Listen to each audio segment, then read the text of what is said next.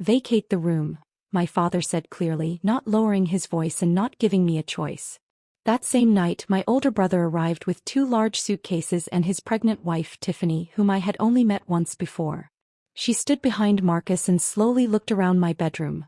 The walls I had painted myself, the shelves I had installed with my own tools, the space I paid for entirely on my own, and calmly said it would be better if I left the house completely. My father agreed with her. My mother kept her eyes on the floor and said nothing. No one defended me. So I packed my belongings into 3 cardboard boxes and walked out of a house that legally belonged only to me. My name was the only one listed on the deed. What they did not realize at that moment was that within days, something would happen that made Tiffany call me late at night, her voice shaking as she asked me to tell her it was not true that my name is Sabrina Brennan. I am 29 years old and a licensed civil engineer in Massachusetts. 4 years ago, on March 14th, I signed the paperwork to purchase a home that I believed would bring my family stability. I still remember holding a simple blue pen in a title company office on State Street in Springfield as I signed the most expensive contract of my life. The notary stamped the documents and congratulated me, saying the property was officially mine. I was 25 at the time, newly licensed as a professional engineer, earning $72,000 a year, and approved for a $234,000 FHA loan. My monthly payment was $2,340, due on the first of each month for 30 years. The house had 2 stories, 3 bedrooms, a partially finished basement, and a backyard with a maple tree that covered the driveway with leaves every fall. I did not need that much space for myself, but I bought it because my father, Gerald Brennan, a retired plumber with back problems living on a disability payment of $1,480 a month, had just sold the mobile home he and my mother had lived in for over a decade. They had nowhere else to live, so I offered them a place in my home. The agreement was simple and based only on trust. They would move in, help with utilities, and we would function as a household together. There was no written contract, no lease, just family promises. My mother brought her ceramic rooster decorations, and my father brought his old recliner and strong opinions. They never contributed financially, not even once toward the utility bills. But at the time I convinced myself that patience and effort would eventually earn their respect. I believed that if I kept paying the mortgage, maintaining the house, and proving my responsibility, they would finally acknowledge my value. They never did. To understand what happened next, you need to understand how our family operated. My brother Marcus, now 33, worked at Riverside Motors selling used cars and often exaggerated his role as if he managed a major corporation. My father admired him deeply and believed sons carried on the family legacy while daughters were expected to provide support quietly. Marcus was treated as the future of the family, while I handled the structure that kept everything functioning. When Marcus finally graduated from community college after several attempts, my father hosted a backyard barbecue with 16 guests, burgers, drinks, and a large banner that proudly celebrated his son. That celebration showed me clearly where I stood in our family order. When I graduated with honors from the civil engineering program at UMass Amherst and made the dean's list 7 out of 8 semesters, my father sent a short text that said, "Good for you, kid." That was it. No celebration, no phone call, no special dinner. When I passed the PE exam, a license that only a small percentage of engineers earn, my mother simply said, "That's nice, honey," and quickly changed the subject to my brother's promotion at the car dealership. Meanwhile, Marcus was carrying heavy credit card debt, though my father either didn't know or chose not to see it. What I did know was that my father had been quietly giving Marcus money from his disability checks, thousands at a time, while also asking me to help cover household expenses because things were tight. I always agreed because I believed supporting family was my responsibility. Over 4 years, I made 48 mortgage payments of $2,340 each, totaling more than $112,000, not counting utilities and other costs. I paid the electric bill, water, internet, cable with the sports package my father wanted, and contributed to groceries every month.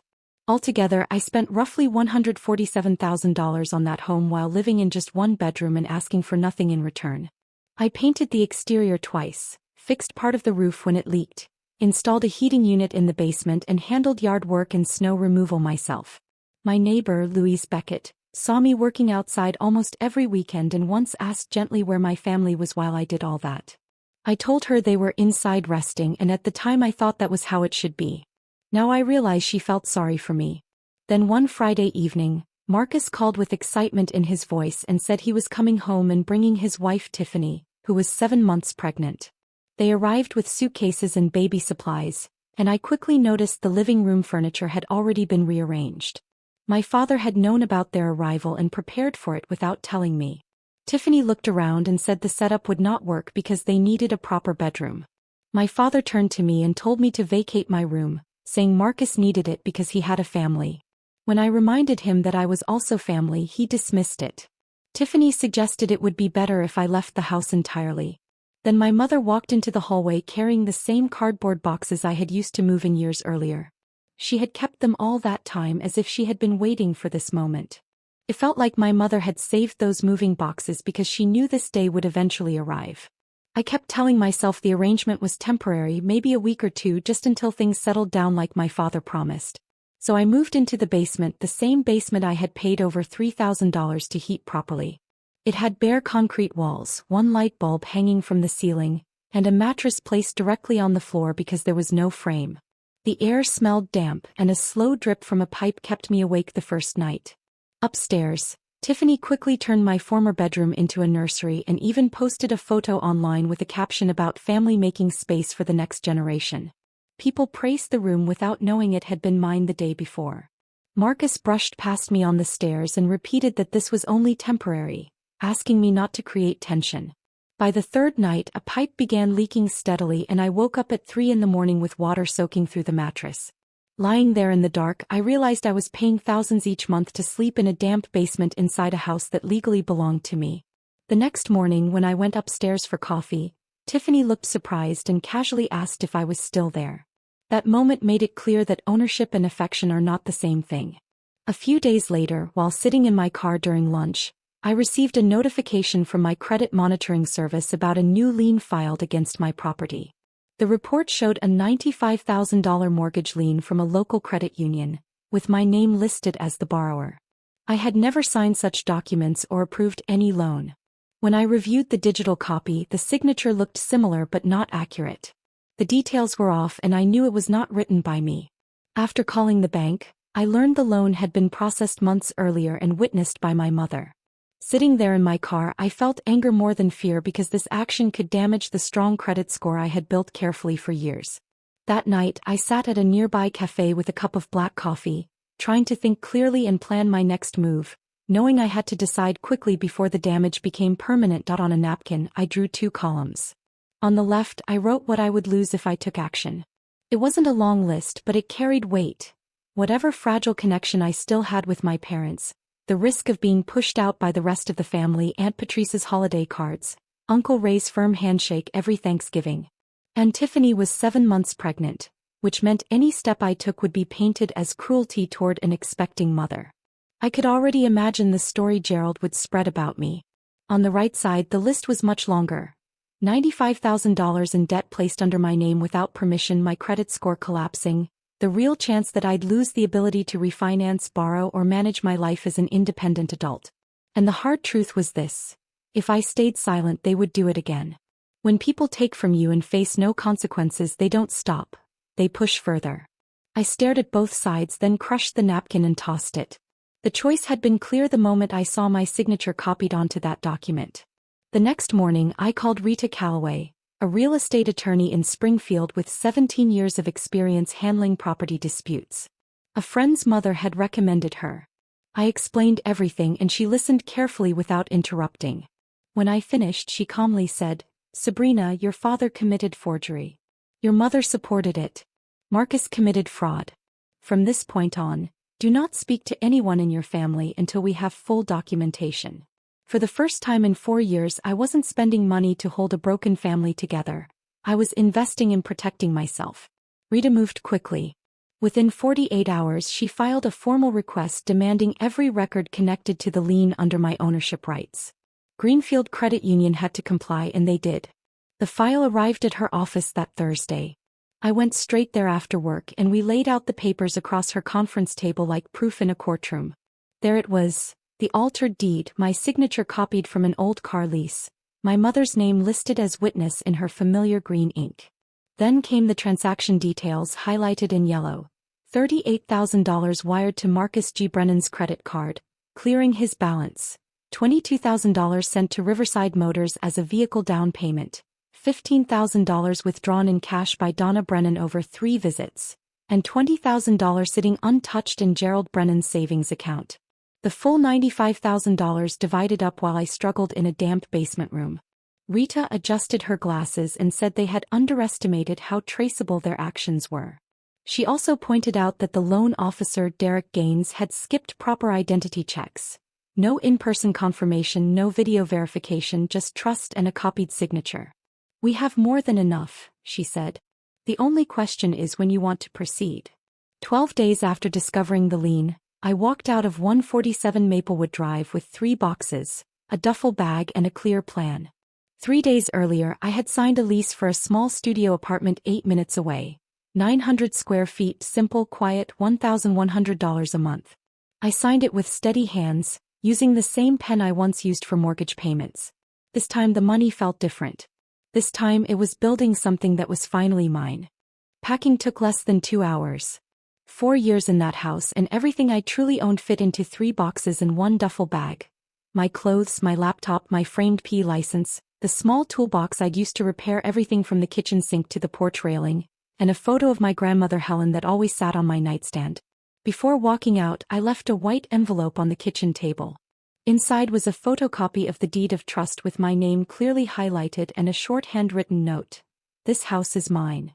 The mortgage is mine. Everything else is about to change." I drove away at 6:15 p.m., noticing the maple tree in the yard just starting to turn, thin streaks of orange touching the green leaves. I didn't look back. Gerald found the envelope around 7. Donna later told me he read the copied deed, read my note, ripped the paper in half and said, "She's bluffing." What he didn't realize was that he had destroyed only a copy. The original was locked in my bank's safe deposit box along with every certified document Rita had prepared. He tore paper and thought he'd won. I let him believe that, for 18 more days. During that first week, the Brennan family settled into the house as if it had been handed to them. Tiffany posted a story from the living room saying, "Finally, a house that feels like home," after rearranging the furniture and placing a welcome mat over the doorway I had paid for. Marcus mowed the lawn and shared a proud photo like he'd always taken care of it. Gerald started making phone calls, shaping the story before anyone could ask questions. He told Uncle Ray, Aunt Patrice, and even his own mother that I had simply decided to move out because I wanted independence. He left out the basement, the removal from my bedroom, and the falsified mortgage. Suddenly, he was the proud father of a strong daughter chasing her own space. My mother called me once that week, not to check on me but to ask if I had paid the electric bill because Gerald said the lights flickered. I let the silence hang before answering. Meanwhile, Rita and I followed our plan. The fraud complaint filed with Greenfield Credit Union, formal disputes submitted to Experian, TransUnion, and Equifax, and a 30-day notice to quit prepared for Gerald, Donna, Marcus, and Tiffany. Under Massachusetts law, occupants without a lease must receive written notice before eviction begins. Rita arranged for a process server on day 17, the same day Gerald planned to host an open house with 45 guests. The timing was intentional. Small cracks started appearing quickly. 5 days after I left, the heating system malfunctioned. I used to reset it myself in under 2 minutes. Gerald called a company and was quoted $2,800 for inspection and possible repairs. He didn't have it. On day 7, the $340 winter electric bill arrived, still under my name until the transfer completed. Gerald called and asked, "When are you coming back? The house needs you." Not that he missed me. Not that he cared how I was. The house needed me. I calmly explained that the utilities would soon be transferred to his name or whoever he chose. There was a long pause, then he hung up. That evening, Tiffany sent a message saying my timing was selfish since she was 8 weeks from her due date. It's interesting how selfish often means someone else is no longer benefiting. For 4 years, I had contributed $147,000 to that household. I paid for heat, repairs, and even a new roof to protect everyone inside. The first time I stopped carrying the weight, I became the problem. I didn't reply to her message. Not every accusation deserves a response, and not every opinion deserves space in your life. My mother called at 9 on a Wednesday night, her voice shaky in a way that felt carefully controlled. like tears used to push a point. She said my father was overwhelmed, that his back pain was worse, that he couldn't manage the house alone. I reminded her that I had managed that same house by myself for 4 years while Dad was present the entire time.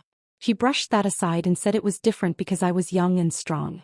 I told her I was also the person whose name had been placed on a $95,000 mortgage without permission. When I asked if she wanted to talk about that, the crying stopped instantly. She quietly said it was done for the family, to help Marcus with his debt. I told her I had the bank records, $38,000 to his credit card, $22,000 for a car and $15,000 she withdrew in cash herself. I even offered to read the dates. She accused me of tearing the family apart. I reminded her the damage began the night my belongings were left outside my bedroom. After she hung up, I sat in my studio apartment staring at the side-by-side comparison Rita had prepared, my real signature next to the copied one, my mother's green ink on the witness line. I wondered briefly if I was being too strict, if there was some version of this where everyone walked away unharmed. But when I looked again at that copied signature at the same handwriting that once signed my birthday cards, I knew this wasn't cruelty. It was clarity. If you've ever had someone use your loyalty against you, you understand how heavy that realization feels. A week later, Marcus showed up at my apartment without warning. No call, no message. Just loud knocks on a door he shouldn't have known, though I suspected my mother shared the address. I checked the video feed from the Ring camera Rita advised me to install. He looked tense and angry. When I opened the door, he demanded to know why I was threatening to remove them from the house. I calmly explained I was enforcing my legal rights as the property owner. He laughed and mocked the idea that paperwork could matter more than family. I reminded him that one document proved ownership and another, created with false information, was a serious crime. His tone shifted immediately. He tried a softer approach, saying Tiffany was 8 weeks from giving birth and that I couldn't do this now. I told him I wasn't targeting her, I was correcting what had been done to me. Then he tried one last move, saying I would never meet his child if I continued. The statement was meant to hurt, but it only showed how far he was willing to go. I told him that decision would be his, not mine. He left angrily, slamming the door. The camera recorded everything, his face, his words, the exact time. Rita would receive the footage the next morning. I wasn't reacting with emotion anymore. I was documenting facts. Meanwhile, my father began calling relatives across Massachusetts. Uncle Ray in Chicopee, Aunt Patrice in Holyoke, my grandmother Helen in Northampton, even cousins I hadn't spoken to in years. The message was the same. I had abandoned the family and was forcing out a pregnant woman. Soon texts and calls followed. Some urged me to put family first. Others said my grandmother was upset and blamed me. I tried explaining to Aunt Patrice about the altered mortgage, the $95,000 in transfers, and the evidence in my hands. But I could tell most of them had already chosen which version of the story they believed. And for the first time I understood something clearly.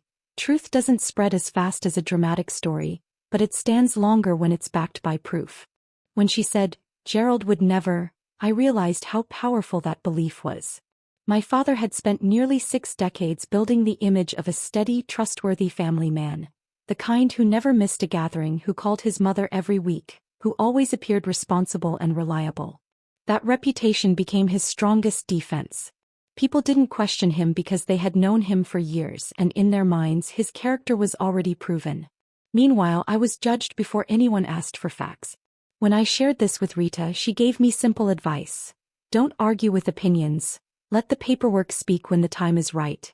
She pointed out that Gerald's upcoming open house, with dozens of guests attending, would be the perfect moment for the truth to surface. We had 5 days to prepare carefully and stay focused. On day 14, Greenfield Credit Union sent a formal letter confirming that the signature on the loan document did not match the verified one on file. The loan was suspended and it would not affect my credit score while the investigation continued. The bank had also placed the loan officer on leave after discovering he skipped required identity checks. That decision changed everything because it showed the bank acknowledged serious mistakes. The lien would be removed within 30 days, and for the first time in weeks I felt some relief. Still, the house issue remained, and we moved forward with serving the 30-day notice. When the process server delivered it, Gerald appeared shaken. He called me soon after, asking how I could take such action. I calmly reminded him that placing my name on a large loan without consent had consequences.